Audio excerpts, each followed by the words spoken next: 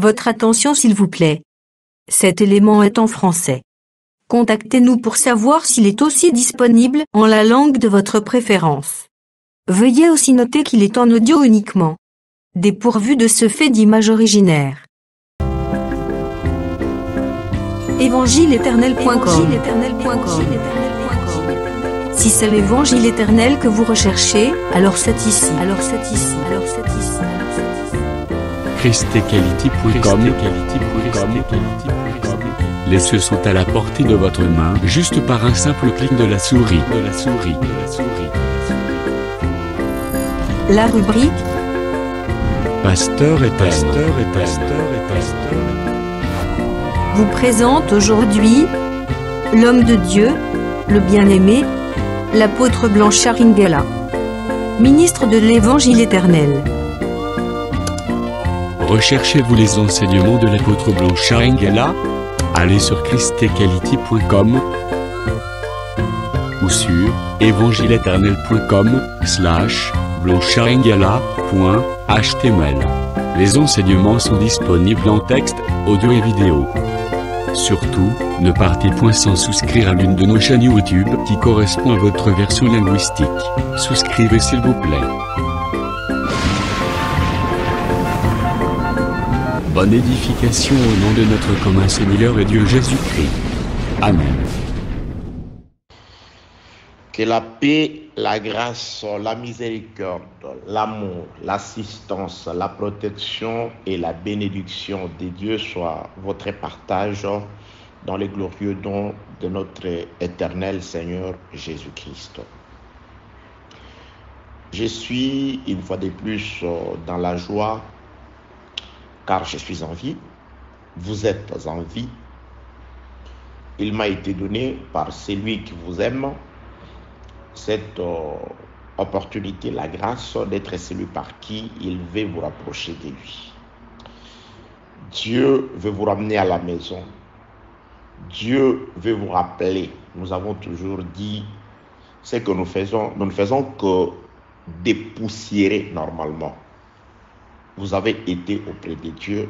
Vous avez connu ces choses. Dans les temps, la chair que nous avons portée nous a un peu aidé à oublier ce que nous étions autrefois, ce que nous faisions autrefois, ce qu'était Dieu autrefois pour nous.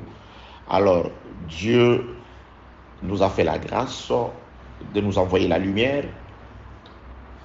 de sa parole au travers de son serviteur Jésus-Christ qui aujourd'hui parle au travers du ministère afin de vous rappeler que tout ce qui concerne votre vie avec le Seigneur, quelle est la volonté de votre Père pour vous et qu'est-ce que votre Père veut que vous soyez afin qu'il se réjouisse à votre sujet et que votre joie aussi soit parfaite. Donc, que la paix, la grâce, la miséricorde, l'amour, la bénédiction de Dieu soit votre partage dans le nom puissant de notre Seigneur Jésus-Christ. Les découronnements du roi des Rabbats, audio numéro 12. Prenons sans plus tarder les Saintes Écritures. Je suis dans le second livre de Samuel. De Samuel, chapitre 12. Je vais faire la lecture à partir du 29e verset. David rassembla tout le peuple et marcha sur Rabat. Il l'attaqua et s'en rendit maître. Il enleva la couronne de dessus la tête de son roi. Elle pesait 1 talent d'or et était garnie de pierres précieuses. On l'a mis sur la tête de David, qui emporta de la ville un très grand butin. Il fit sortir les habitants et les plaça sous des scies de herses de fer et des haches de fer, et les fit passer par de fours à briques. Il traita de même toutes les villes des fils d'Ammon. David retourna à Jérusalem avec tout le peuple. Bien-aimés, très chers compatriotes et concitoyens éternels, par la grâce de Dieu, Nous avons commencé cet enseignement depuis, en tout cas, je crois, plusieurs mois. Parce que c'est un enseignement qui a été subdivisé en 3 parties. Avant-hier, quand j'étais en train de prier, bon, ça c'est l'idée, m'était venue de pouvoir introduire une 4e partie pour m'approfondir dans un sujet sur... donc, j'ai jugé bon de pouvoir d'abord mettre terme à... C'est-à-dire finir d'abord avec cet enseignement. Après, nous verrons si ce sera aussi la volonté du Seigneur. Nous parlerons en long et en large sur Babylone la Grande. Et là, j'étais en train de dire, l'enseignement est subdivisé en 3 parties. La première partie a été intitulée du même enseignement. Donc, l'enseignement était tellement long que nous avons jugé bon de le subdiviser et de le diviser en 3 parties. La première partie intitulée « Qui sauva Bathsheba de la mort ?» comporte 8 audios.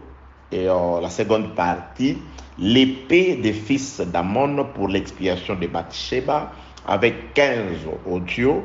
Et voici à la 3e partie, les 2 couronnements du roi des Rabbats. Là, on en est au 12e audio. J'aimerais, si telle est aussi la volonté de Dieu, en ajouter 3 et mettre un point virgule au 15e audio afin de pouvoir nous laisser toujours conduire par le Saint-Esprit, de voir ce qu'il a disposé, de mettre à table de nouveau pour vous.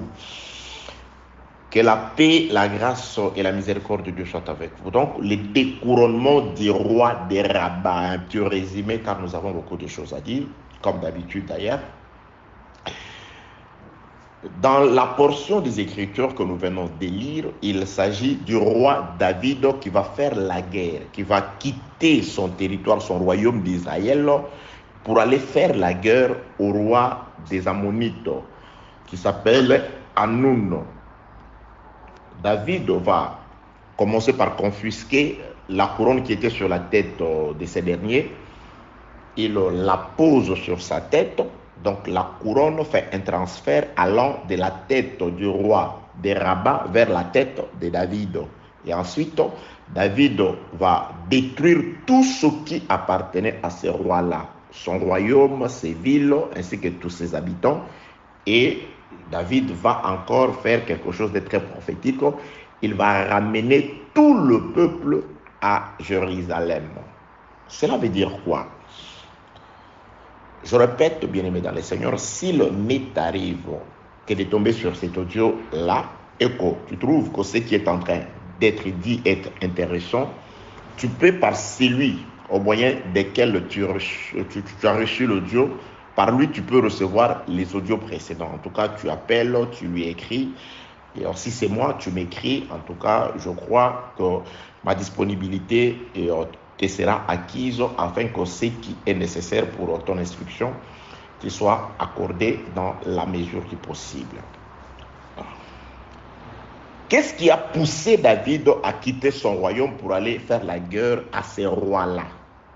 2 Samuel chapitre 10, parce que l'enseignement se trouve dans les livres de Samuel, 2 Samuel chapitre 10, chapitre 11 et chapitre 12e. Chapitre 10.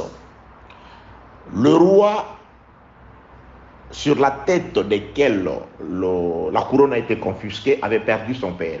Il régnait sur le fils des Ammonites à Rabat. Il s'appelle Hanoun.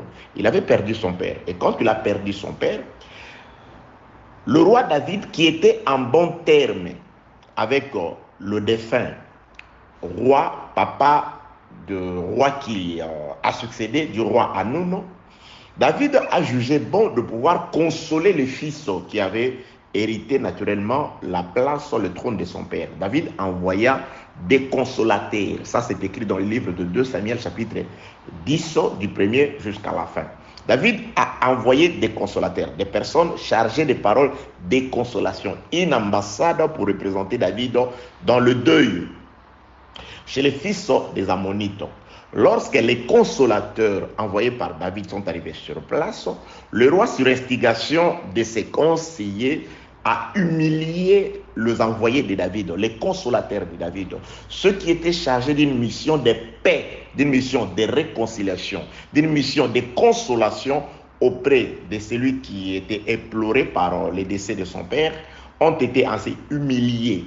Le roi, se voyant, ce roi-là, le roi Hanoun, le fils des Ammonites, se voyant commettre cette erreur-là, il s'est aperçu que l'erreur qu'il avait commise était tellement grave aux yeux de David qu'il a commencé à se préparer à la guerre. Il a préparé son armée, il a engagé des mercenaires afin de pouvoir fortifier son armée. Et du côté de David, lorsqu'il a eu vent de ce qui s'était passé avec ses envoyés dans le royaume des Ammonites, David, de son côté aussi, fit sortir son armée dirigé par Joab, afin d'aller combattre ce roi-là. Vous voyez là où commencent les problèmes, là où commence, c'est la cause de ce qui conduira David lui-même à sortir jusqu'à venir déposséder le roi Hanoun de sa couronne, les détruire ainsi que détruire toute sa ville et ramener tout le peuple à Jérusalem. Que la paix, la grâce, la miséricorde de Dieu soit avec vous au nom de Jésus-Christ. Là, c'est juste un petit résumé. J'insiste, si vous voulez vraiment en connaître davantage, là, c'est un audio qui va aller tout autour d'une heure, donc il sera impossible de pouvoir vous rappeler des choses qui ont été dites dans des audios, dans des multiples audios, à plus, je crois, de 50 heures. Donc, vous n'avez qu'à consulter ou vous passez directement sur YouTube, vous tapez Apôtre Blanchard Ingala et qui sauva Bathsheba de la mort, ou l'épée, ou je ne sais pas, les découronnements. Je crois que les découronnements n'y est pas encore, mais avec le temps, et tout sera en tout cas injecté sur YouTube. C'est juste des audios. Alors, bien-aimés dans le Seigneur, très chers compatriotes célestes, le roi David va sortir, qui a commencé avec les hostilités, c'est le roi de Rabat qui s'est vu confisquer et plus tard sa couronne. C'est lui qui avait commencé par provoquer David. C'est lui qui a commencé par humilier David. Nous avons compris que d'après les Écritures, ce qui a été écrit dans les Écritures était pour notre instruction. Pour tirer instruction de ces choses, nous sommes allés à travers beaucoup d'Écritures comprendre que cette réalité qui va de Samuel chapitre 10 jusqu'au 12e verset reflète tout simplement ce qui s'est passé du début à la fin de l'humanité ou jusqu'au combat d'Armageddon. Dieu a caché aussi cette réalité à travers ce qui se passe dans la vie de David ainsi que le roi Hanoun, roi des fils d'Ammon. Nous avons compris que Dieu a aussi déposé son ambassade, son consolateur sur la terre, dans les jardins. C'était Adam. Adam était l'ambassade de Dieu sur la terre. Et Adam a aussi été humilié par le serpent. Satan, appelé serpent ancien, a aussi humilié l'ambassade de Dieu sur terre. Et depuis le jour où Adam est tombé par la ruse du diable, depuis ce jour-là, une guerre a aussi été déclarée. Dieu dit, je mettrai l'unanimité entre la postérité d'Adam par la femme, avec la postérité du serpent. Donc, ces jours-là, Dieu a ouvert des hostilités. Dieu a confirmé qu'une guerre perpétuelle sera ouverte entre les deux postérités. La postérité d'Adam par Ève, ainsi que contre la postérité du serpent. Et c'est une guerre, là je suis dans le livre de la Genèse, chapitre 3, verset 15. C'est une guerre qui aboutira jusqu'à ce que la postérité de la femme écrase la postérité du serpent et que la postérité du serpent puisse blesser la postérité de la femme au talon. Donc, de même que les hostilités du roi Hanoun a ouvert une digue, une guerre entre les deux royaumes, le royaume d'Israël avec le royaume des fils des Ammonites, également les hostilités du serpent vis-à-vis de l'ambassade de Dieu dans les jardins d'Adam a été aussi le début d'une guerre. Que la paix, la grâce et la miséricorde de Dieu soient avec vous. Cette guerre-là a demeuré. C'est pourquoi David a fait sortir son armée. Lorsque David a fait sortir son armée, l'armée de David est sortie, il n'y avait pas de victoire. Un soldat est mort au milieu de la guerre, c'était Uri. Uri est mort par le main des Ammonites. Et Uri mourait parce que sa femme était coupable du péché. Uri était un innocent qui est mort par les mains des Ammonites, afin que Bathsheba, qui était condamnée à mort, qui avait péché, qui avait souillé son lit conjugal, puisse être purifiée. La mort d'Uri, nous l'avons étudié dans les Écritures, qui sauva Bathsheba de la mort, le père des fils des Ammonites, qui est pour l'expiation de Bathsheba. Lors de ces deux premières parties, nous avons compris que le mari de Bathsheba devait mourir afin que celle-ci soit dégagée de la loi de la mort qui l'a condamnée. Parce que la Bible déclare, Romains chapitre 7, du 1er au 3e verset, une femme est liée par la loi à son mari aussi longtemps que ce dernier est en vie. Mais si le mari meurt, la femme est dégagée de la loi qui l'a liée à son mari. Ainsi, en devenant la femme de quelqu'un d'autre, elle n'a point péché. C'est pourquoi il était nécessaire que Uri meure pour la sanctification de Bathsheba, parce que Uri était le mari de Bathsheba. Nous, idem, l'humanité, l'Église, nous avons autrefois été la femme de Dieu, parce que c'est Dieu qui nous avait aimés. C'est Dieu qui nous a cherchés. C'est Dieu qui nous a formés. C'est Dieu qui nous a donné la vie, le souffle, la supériorité, l'autorité, le pouvoir, la sagesse, l'intelligence. Tous ces dons gratuits et glorieux que Dieu avait donnés à Adam. Et nous avons péché, nous avons désobéi. Adam était devenu coupable du péché. Mais qu'est-ce que Dieu a fait? Dieu devait venir sauver, mourir pour Adam. Donc, celui qui a aimé, le premier mari d'Adam, c'était Dieu qui l'avait aimé, qui lui avait donné sa sémence, sa vie, ses faveurs. À la croix, c'était Dieu dans un corps d'homme. En Jésus a habité corporellement toute la plénitude de la divinité. C'était Dieu dans un corps d'homme qui devait mourir pour sauver sa femme. C'est pourquoi pour Bathsheba aussi, il fallait que son mari Uri vienne mourir pour elle. Uri est morte, Bathsheba, Uri est mort plutôt. Bathsheba est entrée dans la maison des deuils, elle a pleuré son mari. Le temps que nous sommes en train de traverser, l'Église est en train de traverser après la mort du véritable Uri qui est Jésus à la croix, notre mari. Nous sommes dans la maison de deuil et après le deuil, au terme du deuil, Bathsheba est montée dans la maison royale. Elle est devenue l'épouse du roi. Nous aussi, la fin du deuil, nous remonterons. Nous partirons dans la maison du roi afin de devenir l'épouse du roi. Que la paix, la grâce et la miséricorde de Dieu soient avec vous. Ça, c'est juste un résumé. Donc, la guerre a commencé depuis les hostilités du roi Hanun. Et dans cette guerre, David n'est pas sorti. Il est resté, il a juste envoyé l'armée. L'Éternel Dieu est resté dans son trône. Il a juste envoyé son armée. Et Uri est mort au milieu de la guerre. Par qui? Entre les mains de ceux-là même par qui les hostilités avaient commencé. Nous reprenons cela. Adam est mort. Il est tombé par qui? Par Satan. Et au milieu de la guerre, pendant qu'il y avait l'inimitié, un autre serviteur de Dieu, Jésus-Christ, le second Adam, il doit mourir. Par qui? Par le même qui avait fait tomber le premier Adam. C'est pourquoi la Bible déclare, Jésus-Christ prit le morceau de pain, il le trempa et remit à Judas. Lorsqu'il eut mangé, Judas eut mangé les pains trempés, Satan entra dans Judas. Et Jésus-Christ dit à Satan qui était dans Judas, lève-toi. Ce que tu as à faire, fais-le promptement. C'est-à-dire, les diables, c'est par les diables que le premier Adam, le serpent ancien, a séduit, il a fait chuter le premier Adam. Et c'est aussi par le même serpent, Satan qui entra dans Judas, que le second Adam est aussi tombé quant à la chair. Je parle de la mort de notre Seigneur Jésus-Christ. Que la paix, la grâce et la miséricorde de Dieu soient avec vous.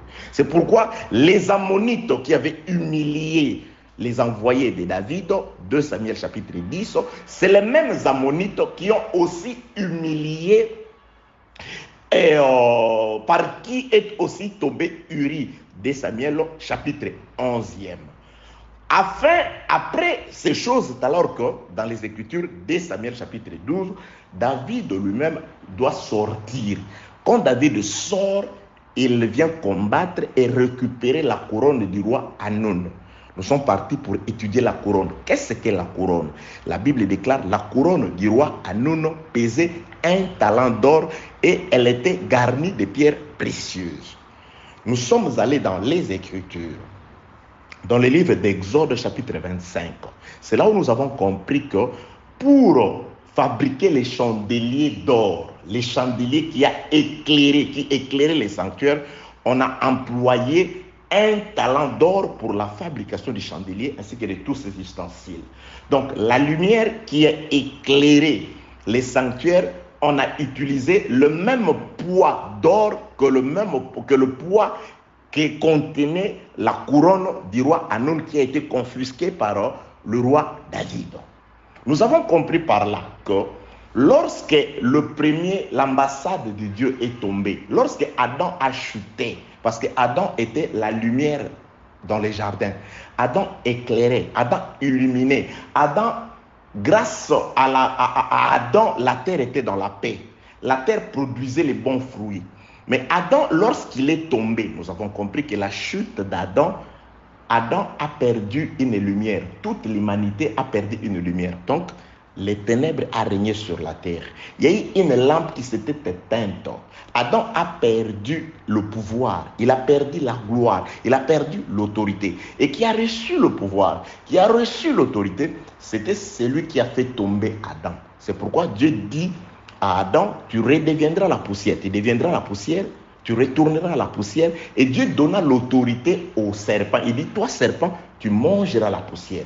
Depuis les jours du péché d'Adam, la supériorité, la royauté, l'autorité, la couronne de gloire, la richesse, les pierres précieuses sont passées de la tête d'Adam vers la tête du serpent. Le serpent est devenu le roi. C'est pourquoi, si Dieu le permet, nous le verrons aussi dans le livre d'Apocalypse, quand il sort avec une couronne, il avait une couronne sur la terre, il sortit, il partit en vainqueur. Ésaïe chapitre 14 l'appelle le vainqueur des nations. Il y a des gens qui ne comprennent pas pourquoi on appelle Jésus-Christ le plus que vainqueur. Ce n'est pas parce que, non, c'est parce qu'il a vaincu les vainqueurs des nations. Le diable avait vaincu toute la terre, toutes les nations étaient son pouvoir. Mais Jésus-Christ est venu le vaincre. Il a vaincu les vainqueurs, c'est pourquoi il est le plus que vainqueur. Ésaïe chapitre 14, vous commencez au premier verset, vous descendez, vous allez trouver qu'on l'appelle le vainqueur des nations. Il avait certainement par Adam, parce que nous tous qui existons sommes sortis d'Adam. Lorsqu'il a vaincu Adam, c'était nous tous qui avons participé à cette chute-là. Nous avons été victimes, nous avons subi les conséquences du péché d'Adam. Nous avons tous été sous la domination, la puissance des ténèbres. Et il y avait un décret qui avait été écrit sur nous, contre nous. Il dominait sur nous, il régnait sur nous. C'est pourquoi Jésus-Christ, quand il vient comme David afin d'arracher la brebis qui était déjà dans la gueule du lion, qui était déjà entre les pattes de l'ours. David poursuit la brebis qui avait déjà été capturée. Nous avons déjà été capturés. Nous étions sa nourriture sur sa gueule. Nous étions à sa merci sur ses griffes. Il a combattu à la croix, il nous a retirés. L'œuvre de la croix, Jésus-Christ a combattu et vaincu spirituellement les vainqueurs des nations. C'est pourquoi il est les plus que vainqueur. Que Dieu vous bénisse. Que la paix de Dieu soit avec vous. Que la grâce de Dieu soit avec vous. Que la miséricorde de Dieu soit avec vous. Que la puissance de Dieu agisse sur vous afin que soit manifesté par vous que réellement Jésus-Christ a vaincu celui qui autrefois était le vainqueur des nations. Il est le roi des rois. Il est le Seigneur des seigneurs. Que les règnes de Jésus soient manifestés dans ta vie au nom de Jésus-Christ. Que la gloire de Jésus, que la lumière du Saint-Esprit éclaire, illumine ta vie au nom de Jésus-Christ. Paix de Dieu sur toi, bien-aimé, dans le Seigneur. Donc, bien-aimé, voilà, c'est sur quoi nous sommes en train de parler. Donc là, je suis juste en train de pouvoir résumer. Mais chaque fois que nous résumons, le Saint-Esprit ajoute encore des mots, toujours dans le but de pouvoir te faire comprendre la volonté de ton Dieu. Toujours dans l'objectif de pouvoir t'approcher te rapprocher encore de ton Dieu. Tu es trop loin de Dieu, bien-aimé dans le Seigneur. À travers ce que tu fais, à travers comment tu vis, Dieu veut que tu t'approches de lui. Il est la lumière. Dieu veut t'éclairer. Dieu veut te protéger des sceptres ou du sceptre des ténèbres, de flèches endiablées du malin. Il n'y a qu'auprès de Dieu que se trouve la véritable sécurité. Il n'y a que dans la parole. Et la parole ne se déclare pas, mais la parole c'est vie. La parole c'est une vie. La parole, c'est une manière de vivre. La parole, c'est une façon d'agir. La parole, c'est une façon de penser différente de tout le monde, différente du monde. La parole nous conduit à l'écart, à l'égard. La parole nous fait sortir de Jérusalem pour aller hors de la ville, là où notre Seigneur a été crucifié. La parole fait de nous le peuple de Gozen, un territoire sur les territoires égyptiens, mais à part. Que la paix de Dieu soit avec vous. La parole fait de nous des hommes mis à part. Le petit troupeau à qui la lumière a été réservée, à qui la révélation a été réservée, à qui les capacités ont été données de pouvoir dominer la chair, marcher sur les serpents, marcher sur les scorpions, marcher sur toute la puissance de l'ennemi et que rien ne puisse plus jamais vous nuire au nom de Jésus. Bien-aimés, les promesses de Dieu ne sont ni hypothétiques, ni fallacieuses. C'est des promesses vraies. Mais elles ne s'accomplissent qu'en son lieu, pas à son temps. Le temps est accompli. Mais c'est aussi le problème des lieux. Es-tu là où s'accomplissent les promesses? Bien-aimé dans les seigneurs, le problème c'est le pain. Il y a sécheresse sur toute la surface de la terre. Mais le pain est quelque part. Il suffit juste de connaître l'adresse du pain et de se déplacer, d'y aller. Il y avait sécheresse, mais le pain était en Égypte.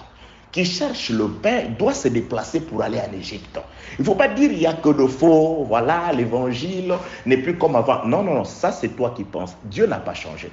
Dieu continue sa marche. Dieu continue de parler. La pluie est là. Il pleut toujours. Mais peut-être la zone où tu te trouves, elle est désertique. Il faut te renseigner comme Rahab. Rahab, à cette époque, il n'y avait pas de téléphone.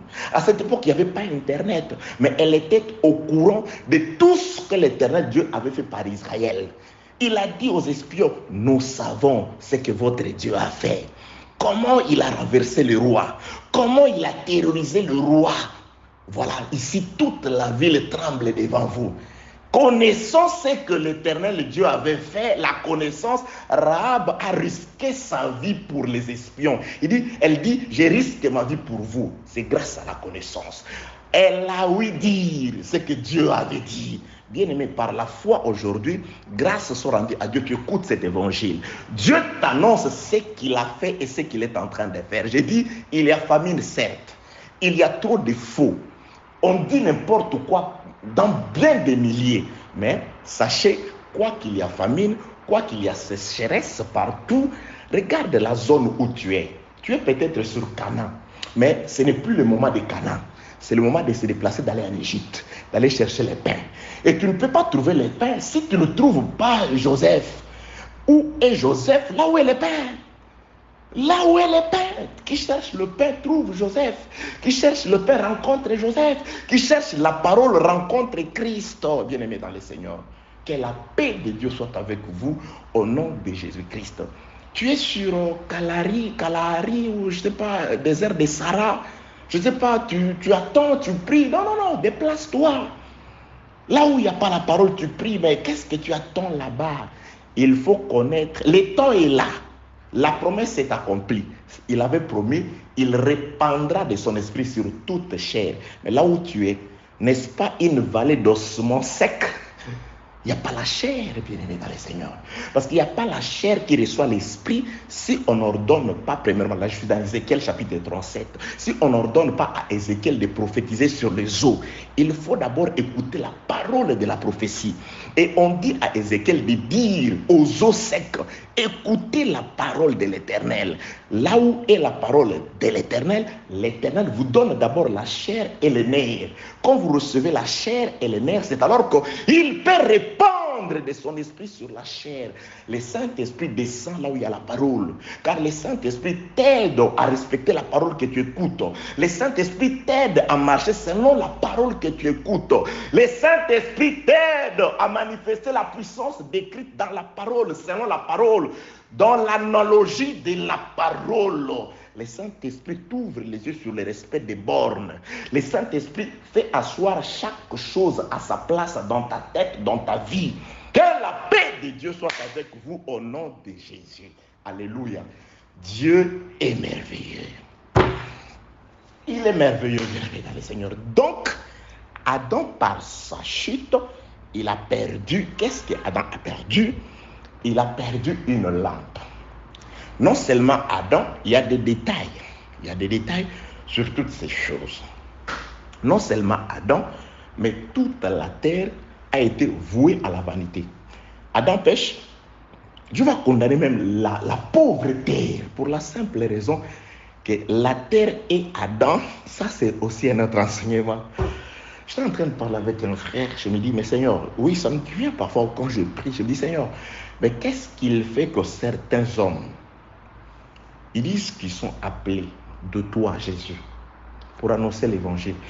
Mais ils sont là, ils ont des jambes agiles pour aller trouver la nourriture dans tes ordures, c'est-à-dire des livres écrits par des hommes, des bouquins où il n'y a pas la vie. Tandis que dans les Écritures, la nourriture est en abondance. Que la paix, la grâce et la miséricorde de Dieu soient avec vous. Nous devons beaucoup prier. Nous qui sommes des dispensateurs de la grâce, afin que Dieu nous ouvre l'esprit et que nous puissions d'abord, pour notre propre salut, d'abord comprendre la parole. Et en plus que Dieu nous facilite l'expression et que Dieu nous conduise selon les méthodologies du ciel, afin que la parole soit bien assimilée par ceux qui l'écoutent. J'ai toujours dit, il y a la différence entre la compréhension et la pratique de la parole. Nous avons été appelés à vous prêcher de manière à ce que vous compreniez la parole. Les problèmes de l'application, ça c'est la grâce de Dieu dans chacun de nous. Vous devez au moins comprendre ce que Dieu veut pour vous. Si vous ne l'appliquiez pas à là, votre sang retombera sur vous-même. Mais lorsque nous, on complique encore les choses, lorsque la parole, nous la présentons comme de l'algèbre, j'insiste parce que, oui, moi j'aime écouter. Mais parfois quand j'écoute déjà avec la petite connaissance que Dieu m'a donnée, quand je ne comprends pas déjà, je me dis, Seigneur, et si je ne peux pas, bon, Dieu fait grâce. Et c'est quoi l'essor de mes pauvres frères et sœurs qui sont dans l'église ou presque ces professeurs d'université, ces professeurs de polytechnique? Que la paix de Dieu soit avec vous au nom de Jésus-Christ. Donc nous devons prêcher de manière à ce que les gens comprennent et que le Saint-Esprit les aide à appliquer ce dont ils ont compris par nous. Prions le Seigneur afin que la grâce nous soit accordée de bien expliquer. Oui, c'est comme ça que moi je prie. Je dis, Dieu, ça ne sert à rien de me bourrer de connaissances si je ne suis pas capable, bon, je parle en tant que prédicateur, si je ne suis pas capable de pouvoir bien expliquer cette connaissance aux gens sans que toi tu m'expliques. Parce que toi, quand tu m'expliques, les choses sont claires. Alors il faut que tu me donnes aussi, mon Dieu, Papa, la capacité de pouvoir, comme toi, expliquer aussi de manière claire. Jésus-Christ dit, je parle, il n'y a pas encore le Saint-Esprit sur vous, c'est difficile que vous compreniez. Mais quand je reviendrai dans mon costume du Saint-Esprit, là, je vous expliquerai les choses de manière claire, simple et distincte. C'est pourquoi les apôtres nous ont allégé la tâche en ce qui concerne comment Dieu apparaît aux Israélites à travers la loi. Que la paix de Dieu soit avec vous au nom de Jésus-Christ. Donc, bien-aimés dans le Seigneur, très chers compatriotes célestes, lorsque Adam a péché plutôt, quand il a péché, il a perdu dans une bataille la royauté, les pouvoirs. La royauté est passée d'Adam vers les serpents, les vainqueurs des nations. Il a dominé. Attends, je vous cherche ces passages des Écritures. Hein? Je vous cherche les passages des Écritures, c'est un livre de Ésaïe. Ésaïe, chapitre 14. Hein? Oui, chapitre 14. Voilà. Ésaïe chapitre 14, verset 12. Te voilà tombé du ciel, astre brillant, fils de l'aurore, tu es abattu à terre. Toi, le vainqueur des nations, tu disais à ton cœur, je monterai au ciel, je lèverai mon trône au-dessus des étoiles de Dieu. Ça a aussi égaré beaucoup de prédicateurs. Satan a été créé sur la terre, il disait je vais monter au ciel, Frère, ça c'est des prophéties. Monter au ciel ici, ce n'est pas une montée physique. Placer son trône sur les étoiles, c'est ce que le serpent a fait. Il y avait un trône sur Adam. C'était la parole de Dieu qui trônait sur Adam. Parce que par Adam, nous tous, les étoiles de Dieu y étions. Lorsque Adam seul a chuté, c'était toutes les étoiles. Je sais pas. Ok. On garde ça. Verset 12. Oui, ne montez pas le temps. Ésaïe chapitre 14, verset 12. Te voilà tombé du ciel, astre brillant, fils de l'aurore. Tu es abattu à terre. Toi, le vainqueur des nations. Donc, ici, le diable, on le présente, c'est-à-dire le vainqueur des nations chute. La chute des vainqueurs des nations, c'est dans 2 temps. L'œuvre de la croix l'a aussi fait tomber. C'est ce que nous sommes en train de dire. Il est parti de quelque part vers un autre endroit. C'est pourquoi nous parlons du transfert qui s'est fait dans la vie du fou de Gadara. Les démons qui sont sortis du corps du fou de Gadara vers les troupeaux de pourceaux. Et les troupeaux de pourceaux doivent changer d'endroit. Ils doivent quitter le territoire de Gadara pour aller dans la mer. La mer, c'est une nation, c'est un pays. Oui, nous allons le voir, le frère Pierre dit, vous êtes une nation sainte. C'est-à-dire, le fou de Gadara est libéré, il est dégagé d'un esprit qui comportait plusieurs esprits. Parce que c'était un esprit, mais dans lequel il y avait une légion. C'était Satan et ses disciples et ses ministres. Ils ont tous été chassés du fou de Gadara. Ils ont délogé, on les a délogés d'un territoire. Et ils sont allés vers un autre territoire, les pourceaux. Nous sommes en train d'étudier les pourceaux. Et les pourceaux doivent changer des milliers. Ils doivent aller dans la mer. Ils doivent devenir, c'est-à-dire ils doivent quitter le corps du fou de Gadara pour devenir les habitants. Transiter par les pourceaux et les pourceaux vont se noyer dans la mer. La mer sera polluée. La mer sera polluée. C'est pourquoi la mer est polluée. Il y a des gens qui vont... Il va puiser dans la mer et il va donner aux enfants. Parfois, quand je suis certaines prédications, certains se disent, mais Seigneur, comment ce monsieur est en train de faire ingurgiter au peuple de Dieu de l'eau de la mer dans lesquelles il y a les pourceaux qui contenaient les esprits qui sont sortis du fou de Gadara. C'est-à-dire des choses sorties de nulle part. Des choses qu'on ne peut localiser dans les Écritures. Que la paix, la grâce et la miséricorde soient avec vous. Donc, ici, je parle de ce que... de la gloire. Adam était un roi. Par sa chute, il a, par sa faute, fait devenir au Satan. Il est devenu le vainqueur des nations. Il a vaincu les nations. C'est pourquoi Apocalypse chapitre 5, je passe et attendez, je donne des flashs, je vais donner des détails. Ne vous en faites pas. Si je ne maîtrise pas quelque chose, je n'enseigne pas. Si vous me voyez enseigner sur quelque chose, c'est que Dieu m'a fait grâce de maîtriser ça, de répondre à toutes les questions environnant la question. Dieu ne m'a pas fait la grâce de pouvoir... Oui, j'approuve certains de mes bien-aimés prédicateurs qui prêchent. Je vais prêcher sur les livres d'Apocalypse. Il commence Apocalypse 1 jusqu'à... En tout cas, moi, je bénis Dieu pour une telle grâce. Mais personnellement, je ne suis pas capable de prêcher comme ça. Il y a toujours des zones d'ombre dans chaque livre pour moi. Mais le peu que Dieu me montre des mariages des Écritures, là, je maîtrise. Donc, il y a des bien-aimés, en tout cas, qui sont vraiment fabuleux. Je bénis, que Dieu le bénisse. Il peut te parler du livre des Juges. Il commence Juge 1, du premier verset jusqu'à... En tout cas, moi, je bénis Dieu. Mais moi, je maîtrise beaucoup de choses, mais il y a encore des zones d'ombre. Et je ne sais pas si, peut-être, l'enlèvement tarde, parce que je n'ai pas encore compris certaines choses. Oui, bien-aimé. C'est pourquoi j'aime écouter les autres. Il y a un bien-aimé à moi. Mon pasteur me dit, pasteur, il hésitait. Il dit, pasteur, je voulais aussi t'envoyer mes prédications. Il dit, mais n'hésitez pas, envoie-les-moi. C'est de la nourriture. Ça m'aide à encore comprendre la parole du Seigneur. Ça m'aide parce que tout ce que je vous dis, Dieu ne me le dit pas directement comme ça par révélation. Il y a beaucoup de choses que je reçois aussi en écoutant les autres. Que la paix de Dieu soit avec vous au nom de Jésus-Christ. Et Apocalypse chapitre 5e.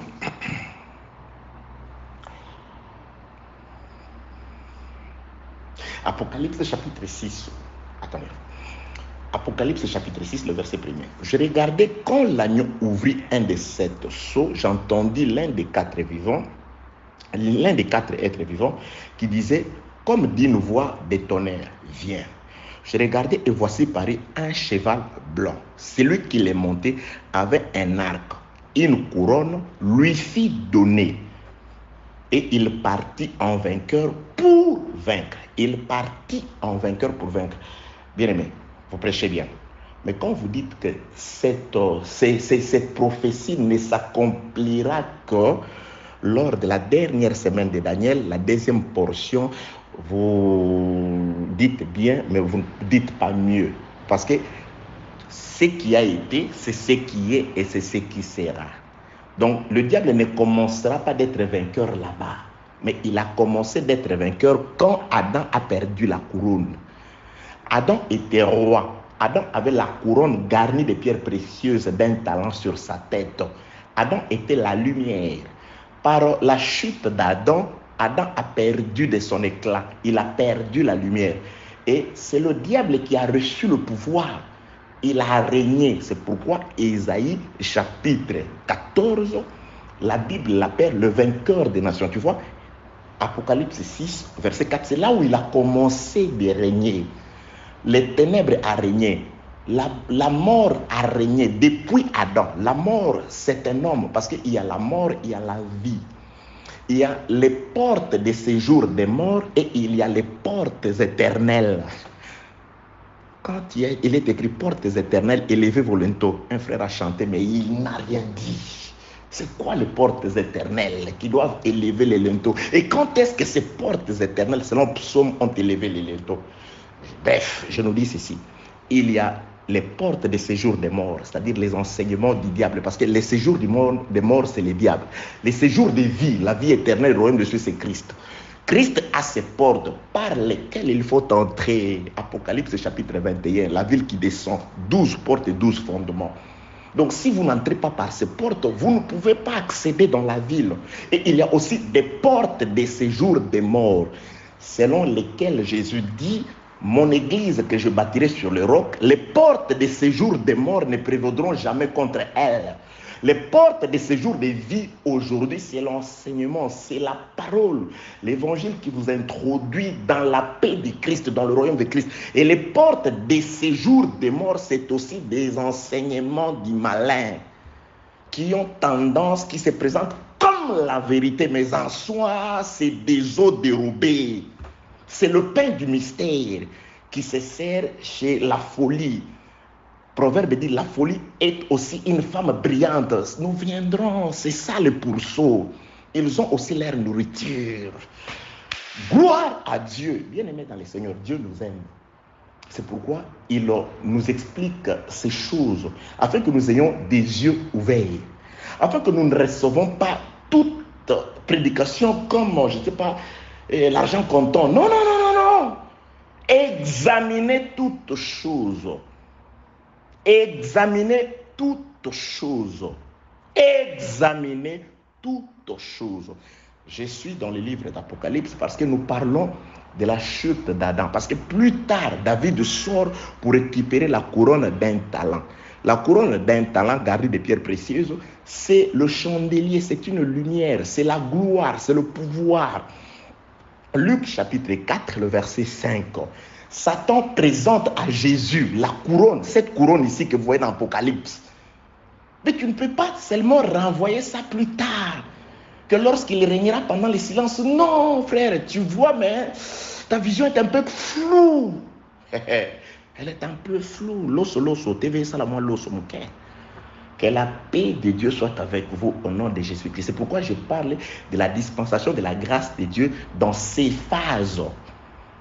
dans des différentes phases. Il faut avoir les yeux. C'est pourquoi toujours, il y a des gens qui voient 4 chevaux. Oui, il y en a 4. Mais en soi, c'est le même chevaux qui se présente sous différentes dispensations. C'est l'équivalent des 4 êtres vivants. C'est les mêmes êtres, mais qui a 4 faces. Ici aussi, c'est le diable toujours. C'est lui qui était sorti. Les 4 ici, c'est le diable. C'est le diable dans ses différentes missions. Comme les 4 êtres vivants. C'est Christ dans ses différentes missions. Toujours. C'est l'imitation. Vous voyez, je parle des portes éternelles. Je parle aussi, les Écritures parlent aussi des portes de séjour des morts. La Bible déclare, les portes de séjour des morts ne prévaudront jamais contre l'Église bâtie sur le roc, bâtie sur la vérité, contre quelqu'un qui a la connaissance de la vérité, la connaissance du salut. Les faux enseignements ne pourront rien contre lui. La Bible déclare, il ne saura plus être ballotté par toute espèce de doctrine. Il sera fondé sur la doctrine de Christ. La grâce que Dieu m'a faite, c'est de connaître la vérité. Grâce à Dieu, par le Saint-Esprit qui m'a ouvert les yeux, je peux facilement voir les serpents qui a la morphologie humaine. Quelqu'un parle, je dis, hey, regarde, celui-là, c'est le serpent. Il marche sur son ventre. Alléluia. Il parle des choses du monde. Il parle des choses de la terre. Il prévalorise les choses de la terre. Bien-aimé, je te dis et je te confirme, recherche premièrement le royaume et la justice de Dieu. Le reste, Jésus, pas Blanchard, a dit, te sera donné par-dessus. Si tu recherches le royaume et la justice de Dieu et que rien ne t'est donné, c'est que Dieu est un menteur.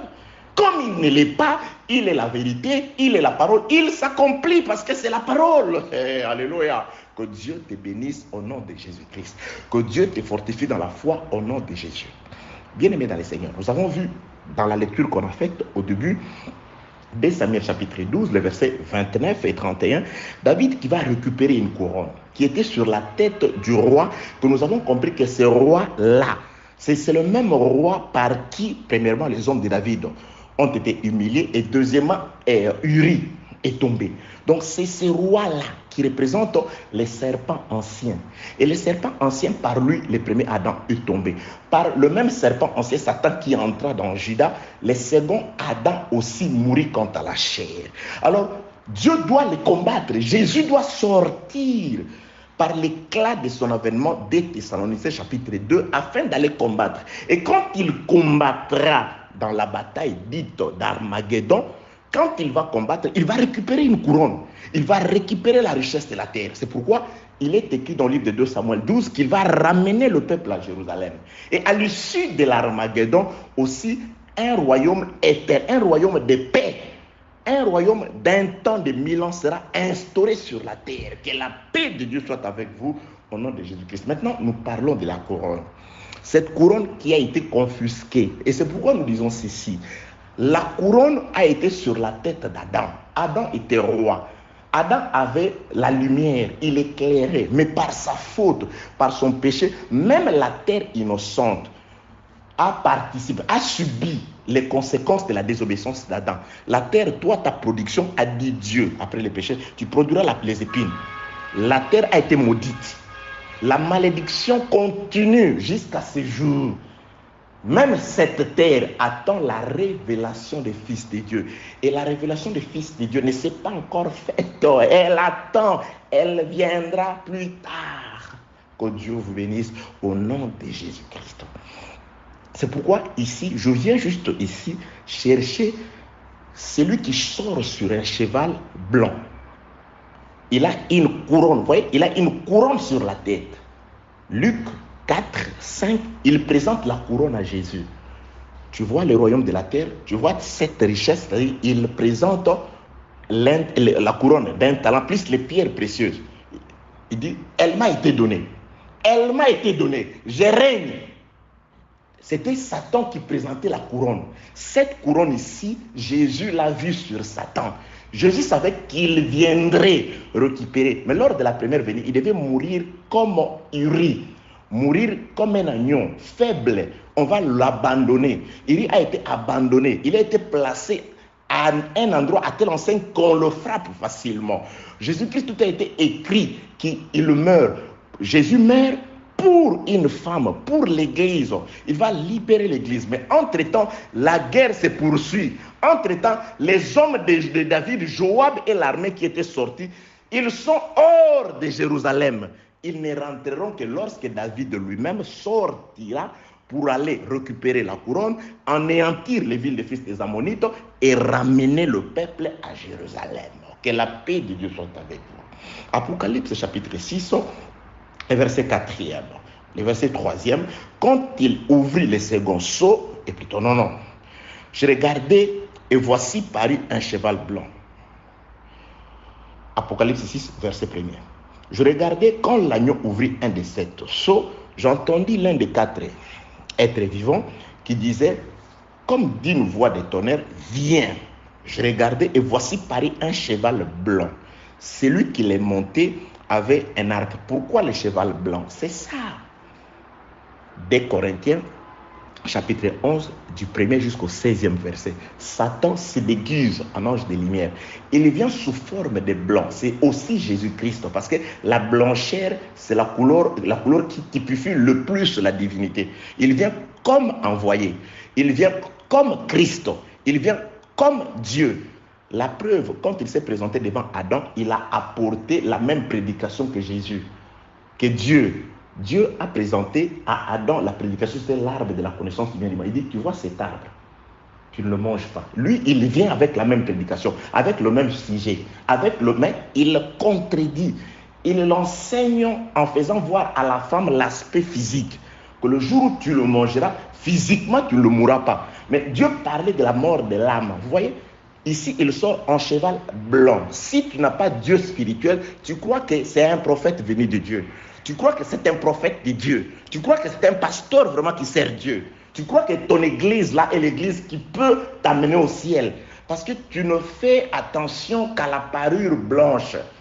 Tu ne fais attention qu'à la couronne. Comment il est puissant, comment il est grand, comment ton pasteur est celui qui est reconnu dans ton territoire, dans ton pays, dans ton pays. Comment c'est lui que le président, le gouvernement fait appel. Comment dans votre église c'est rempli d'épités. Oui, parce que ces députés-là savent que ton église c'est une niche des esprits impurs. C'est un nid d'oiseaux impurs. C'est là où ils vont faire campagne. Que Dieu te bénisse au nom de Jésus-Christ, mon frère. Que tu sortes de ces rivières à crocodiles, que vous sortiez de ces choses semblables, que vous abandonniez les choses qui ne donnent que l'apparence de la piété, mais lesquelles en réalité renient ce qui fait la force de la piété. Que la paix de Dieu soit avec vous au nom de Jésus-Christ. Jésus-Christ avait prévenu, c'est des loups, mais qui viendront en vous en peau de brebis. Vous voyez, ils seront là en peau de brebis, des faux prophètes. Il dit, il s'introduira parmi vous, avait prophétisé Paul à Éphèse, acte 20. Des loups ravisseurs qui n'épargneront pas des brebis. Mais quand ces loups arrivent, ils ne viennent pas pour dire, non, je suis Satan. Moi, je suis là, je n'aime pas Jésus. Ils se présenteront en peau de brebis, comme des chevals blancs, comme des ministres de Christ. Satan se déguise en ange de lumière et ses ministres se déguisent en ministres de Christ. C'est pourquoi ici, il y a le cheval qui est blanc. Apocalypse 6, 2. Je regardais et voici quand un cheval blanc. Quand paraît un cheval blanc, celui qui l'est monté avec un arc et une couronne lui fut donnée et il partit en vainqueur et pour vaincre. Il partit en vainqueur pour vaincre. Ésaïe chapitre 14 l'appelle le vainqueur des nations. Et lui-même, Satan, Luc chapitre 4 verset 5, il présente la couronne sous la domination qu'il avait du royaume de la terre. C'est pourquoi lorsque David sortira, le type de Christ dans l'Armageddon, il va récupérer la couronne. Il va récupérer cette couronne ici, cette royauté. Il sera le Seigneur du ciel et de la terre. Parce que pour le moment, Jésus-Christ n'est que le Seigneur du ciel.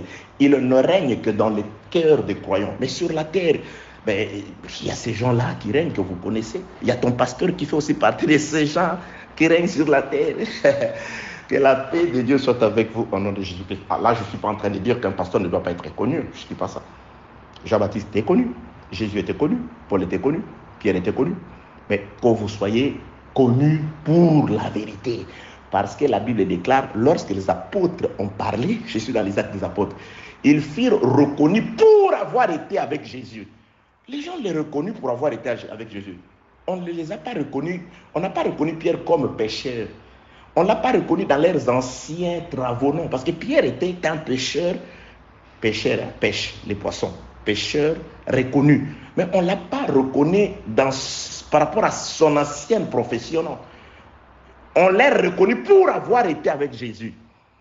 Ils se sont dit, mais c'est des gens du peuple sans instruction. Mais comment s'exprime-t-il ainsi? Ils furent reconnus pour avoir été avec Jésus. Bien aimé, que tu sois reconnu pour avoir été avec Jésus dans les Écritures et non pour ton ancienne profession. Il y a des gens qui sont toujours reconnus pour leur ancienne profession.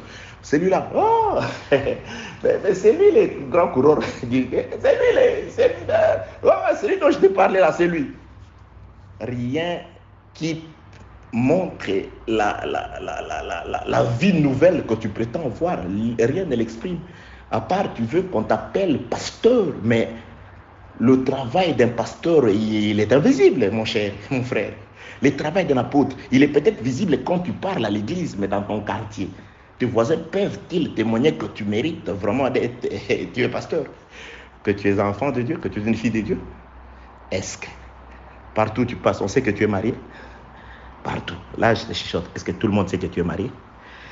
Que la paix de Dieu soit avec vous au nom de Jésus-Christ. Oh, les temps. Alors, Apocalypse chapitre 6, pourquoi j'ai dit Apocalypse? Parce que vous voyez, nous parlons de la couronne, bien-aimé dans le Seigneur. Le roi qui est découronné. J'ai dit tout simplement qu'un talent d'or garni de pierres précieuses, c'est une couronne qui avait perdu l'ambassade de Dieu, qui avait perdu le consolateur que Dieu avait placé dans le jardin Adam. Il a perdu la gloire. Et cette gloire, Adam qui devait être roi, mais ici on voit un autre. Il est sur le cheval, il a un arc, il a une couronne et il partit pour vaincre. Donc c'est un vainqueur des nations. Effectivement, Apocalypse chapitre 6, Ésaïe 14 les confirme. Oui, Paul, dans les livres de Romains, il confirme que la terre tout entière, les ténèbres a régné, que cette terre est jusqu'à ce jour, c'est un vainqueur, il a encore la couronne. Cette terre est sous la puissance des ténèbres. Donc Apocalypse chapitre 6, c'était accompli, il s'accomplit et il s'accomplira, mais dans différentes phases. C'est ça, dans différentes phases. Il ne faut pas être, je ne sais pas, extrémiste. Non, là-bas seulement, non. Écoutez aussi les autres. Ah oui. Très chers apôtres, il faut que vous puissiez avoir la connaissance. Parce que vous veillez sur la maison. Bien sûr, vous veillez sur la maison. Les docteurs peuvent venir, ils essayent de... Mais quand ils construisent un peu en désordre, non. Ça, c'est ton domaine, mais avec la connaissance que j'ai de la prophétie, là, tu vas frapper à côté et rentrer comme ça. Ah, oui. Que la paix de Dieu soit avec vous au nom de Jésus-Christ. Donc, le temps ne nous permettra pas. Je prépare autre chose, le Seigneur nous conduit. C'est comme ça, les Saint-Esprit. Mais l'essentiel est qu'on respecte ce que Dieu nous avait mis à l'esprit de vous dire. Qu'est-ce que Dieu veut que vous sachiez, surtout pour aujourd'hui? Il veut que vous reconnaissiez que nous avons été, par notre premier parent, un roi. On a perdu la royauté par la chute. Alors, lorsque Adam tombe, Dieu prononce un décret de guerre entre deux postérités. Genèse 3, 15. Je mettrai l'unanimité. Donc c'est pourquoi jusqu'à ce jour, bien aimé dans le Seigneur, le frère Paul confirme, il n'y a pas de rapport entre la lumière et les ténèbres, il n'y en a pas. Le frère Jean, on le lui dit, quand tu n'es ni chaud ni froid, on te rejette. C'est-à-dire que tu es au milieu entre la lumière et les ténèbres. Non, du temps d'Élie, il a dit, pourquoi, jusqu'à quand clocherez-vous de deux côtés? Soit vous choisissez Baal, soit vous venez à l'Éternel. Il n'y a pas de rapport. Je suis un peu de Christ, un peu, voilà, comme certaines personnes. Le monde gère le monde. Le monde a arrangé un terme. Il dit, je suis croyant, mais pas pratiquant. Et ça passe. Oui, ça passe. Il est croyant, mais pas pratiquant. On pratique ce qu'on croit. Quand on ne pratique pas ce qu'on croit, on n'est pas croyant. Ça n'existe pas. Croyant, pas pratiquant. Ça veut dire que tu ne crois rien. Ce que tu crois là ne sauve pas. Peut-être c'est ta foi du monde. Oui, c'est comme ça. Il y a des gens qui sont à l'aise. Parfois pour justifier leur position. Surtout les gens qui sont dans les gouvernements et consorts, tellement certains pays sont déclarés officiellement laïcs. Alors, il ne doit pas avouer complètement sa foi. Il dit, bah, je suis croyant catholique, je suis croyant chrétien, non pratiquant. Aïe.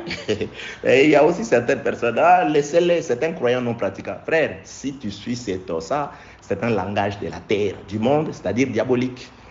Un croyant, c'est quelqu'un qui pratique la foi. Car la croyance, c'est la foi. La foi sans œuvre, disent les Écritures, n'existe pas. Comme le corps est mort, le corps sans âme est mort, la foi sans les œuvres est nulle. Donc la foi, la croyance, c'est par rapport aux œuvres. C'est par rapport à la marche selon la direction indiquée par la croyance, par la foi. C'est ça. La foi dit marcher comme ça. Toi, tu marches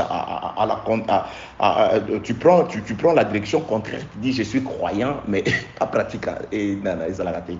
Ça n'existe pas. Voilà. Que la paix de Dieu soit avec vous au nom de Jésus-Christ. Je suis venu ici pour nous faire comprendre, ici, c'est-à-dire Apocalypse, parce que devant moi, j'ai les livres d'Apocalypse, chapitre 6, ouvert. Et voilà.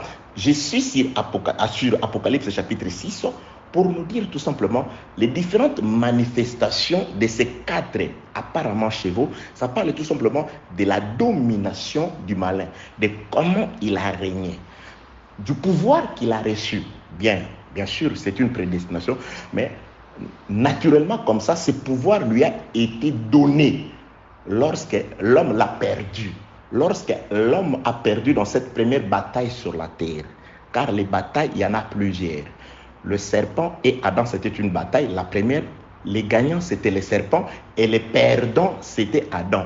Et lui, là, le diable, qu'est-ce qu'il a fait? Il a placé son trône, Apocalypse chapitre 14 toujours, il a placé son trône sur les étoiles. C'est là, bien aimé, les trônes, c'est la parole. Jésus-Christ, son trône, c'est la parole. Il est assis dans la parole. Il n'y a pas un autre trône. Donc les trônes, là c'est bref, hein? Je pouvais passer par beaucoup de démonstrations. Lorsqu'on parle du trône de Dieu, c'est Dieu dans la parole. Dieu ne s'assoit que dans la parole. Pour voir Dieu, c'est dans la parole. Le trône, c'est la parole. L'adresse de Dieu, c'est la parole. La maison de Dieu, c'est la parole. C'est pourquoi, dans le livre de Jean, il est écrit, lorsque Jean-Baptiste a présenté Jésus, voici l'agneau de Dieu qui ôte le péché du monde. Voici ou voilà, je ne me rappelle pas.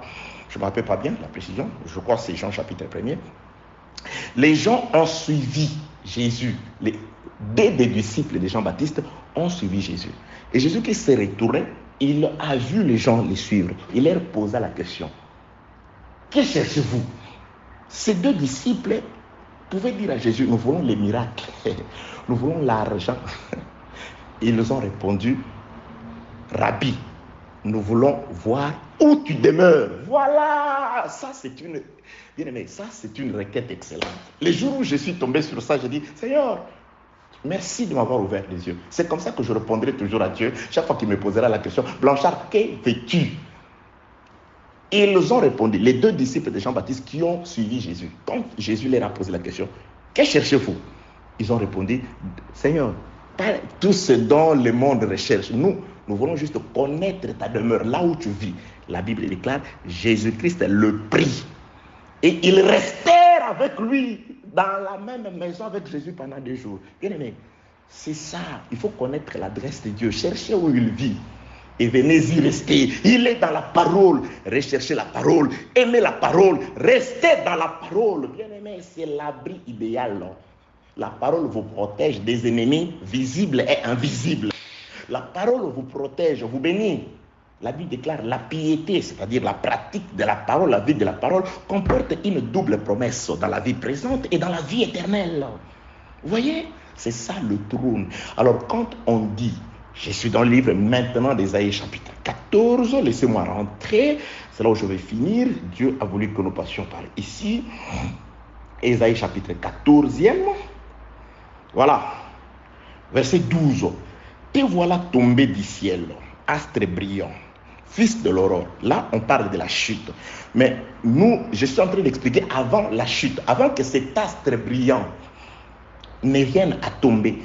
Comment il est devenu, comment il a trôné, comment il a régné. comment est-il devenu ce qu'on le reproche ici, le vainqueur des nations?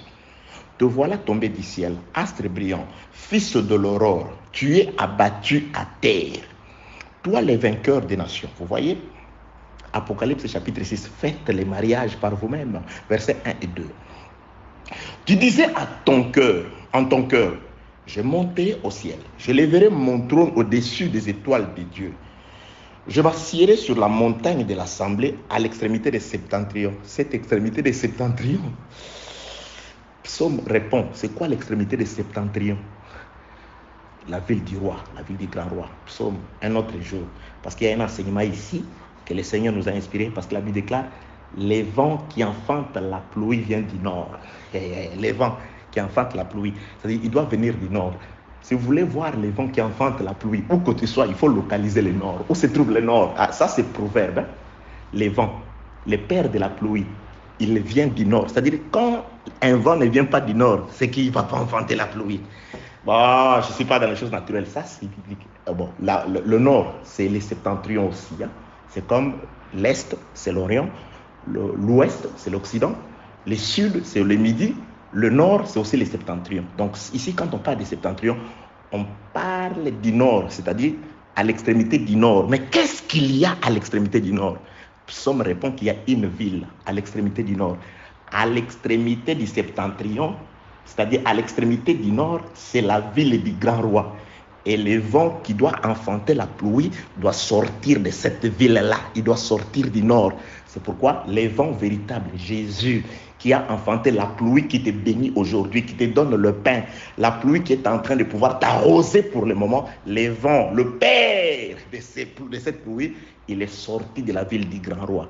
C'est pourquoi lorsqu'un Américain, un Congolais, surtout les Congolais, je ne sais pas français, un Américain, un Arabe dira que ce mois, non, tu n'es pas sorti du septentrion, tu ne viens pas du nord. C'est une seule ville. Sur cette ville, sur ces vents-là, Moïse avait prophétisé. Dieu vous suscitera d'entre vos frères, c'est-à-dire de la ville du grand roi, de la ville qui est à l'extrémité du septentrion, à l'extrémité du nord, de cette ville-là, sortira un vent et c'est ce vent-là qui enfantera la pluie. Bien aimé, la pluie qui arrose la terre a été enfantée par un vent qui est sorti du septentrion. Et ce vent-là, quand il était sur la terre, il dit à l'homme de Nicodème, il dit, les vents, vous l'entendez souffler. Vous ne savez, nous, ni d'où il vient, ni d'où il va. Les vents, quel est ce vent que Nicodème ignorait la provenance et la destination? Mais c'est le Seigneur Jésus-Christ. Que Dieu vous bénisse. Il est merveilleux. Alors ici, on reproche à cet homme ici, au malin, je suis dans le livre d'Ésaïe, je crois que je ne vous embrouille pas. Le Saint-Esprit vous éclairera. Je vous avais dit qu'il y a beaucoup de choses. Il faut que le Seigneur nous aide à les maîtriser. Et il faut que Dieu nous aide aussi à vous les transmettre de manière à ce que vous puissiez saisir, comprendre, et que vous marchiez, que vous ayez les yeux ouverts afin de pouvoir distinguer le blanc du noir, le vrai du faux. Alléluia. Je finis ici, Ésaïe chapitre 14. Verset 12e, te voilà tombé du ciel, astre brillant, fils de l'aurore, tu es abattu à terre, toi les vainqueurs des nations. Tu disais à ton cœur, je monterai au ciel, je lèverai mon trône au-dessus des étoiles des dieux.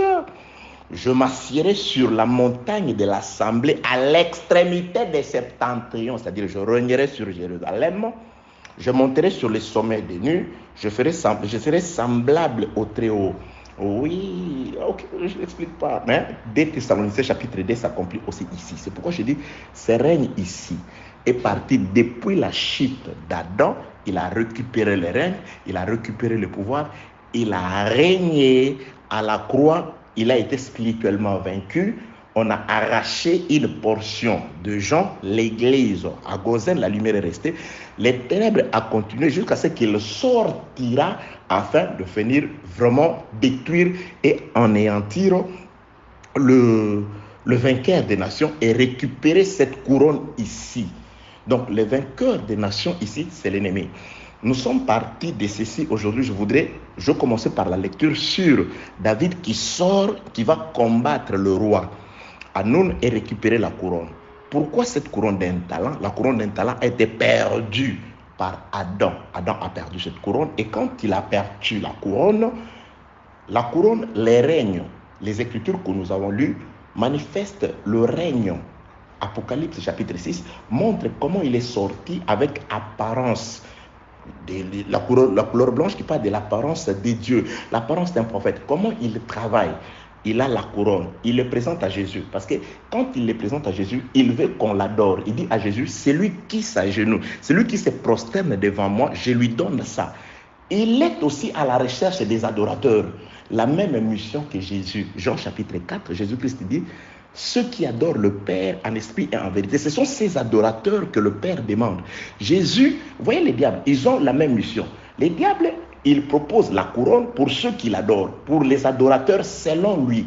Et Jésus aussi réserve la couronne, une couronne sur la tête de ceux qui adoreront le Père en esprit et en vérité. C'est pourquoi je dis, c'est des missions qui sont comme semblables. Si Dieu ne fait pas grâce, tu vas être envoûté par l'esprit de l'erreur. Certaines personnes, comme ils n'ont pas voulu recevoir la vérité, accepter la vérité, Dieu leur a justement envoyé cette puissance d'égarement, afin qu'ils croient aux mensonges.